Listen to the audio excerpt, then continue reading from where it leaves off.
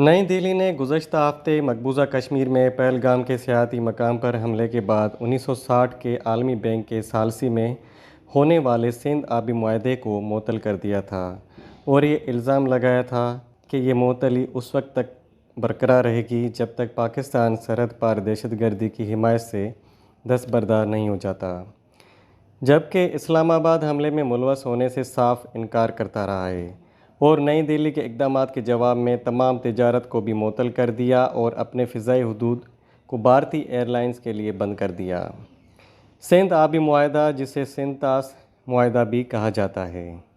जिस पर 1960 में हिंदुस्तान और पाकिस्तान ने आलमी बैंक के साथ बतौर ज़ामिन दस्तखत किए थे, ये एक पाबंद बैनुल-अक़वामी मुआहदा है। याद रहे कि सिंध-तास मुआहदे के तहत इंडिया को ब्यास, रावी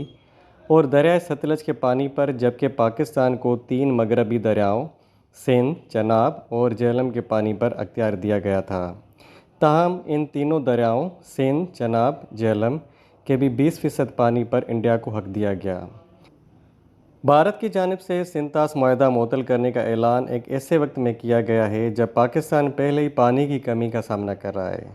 और वफाकी हुकूमत की जानिब से मुल्क में 6 नहरों की तामीर के मंसूबे पर भी पंजाब और सिंध के दरमियान तनाज़ा जारी है। बैनुल-अक़वामी कानून के तहत, ख़ास तौर पर वियना कन्वेंशन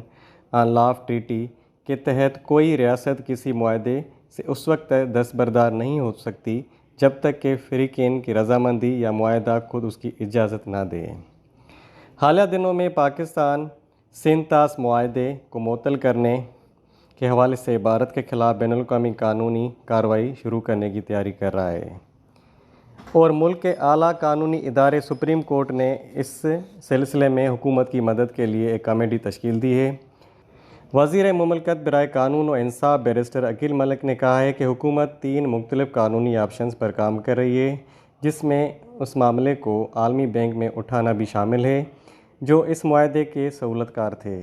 उन्होंने कहा कि ये सालसी की मुस्तकिल अदालती या दी हेग में बैनुल-अक़वामी अदालत इंसाफ में कार्रवाई करने पर भी गौर किया जा रहा है, जहां वो ये दलील पेश कर सकते हैं कि हिंदुस्तान ने मुआहदों के कानून पर 1969 के वियना कन्वेंशन के खिलाफ वर्जी की है। बैरिस्टर अकील का मज़ीद कहना है कि चौथे सफारती ऑप्शन पर इस्लामाबाद गौर कर रहा है कि इस मामले को अक़वाम मुत्तहिदा की सलामती काउंसिल में उठाया जाए। उन्होंने बताया कि तमाम ऑप्शंस मेज़ पर हैं और हम तमाम मुनासिब और काबिल फ़ोरम से रुजू कर रहे हैं। दोनों तरफ की हुकूमती ओहदेदारों और माहिरीन का कहना है कि भारत पानी के बहाव को फौरी तौर पर नहीं रोक सकता,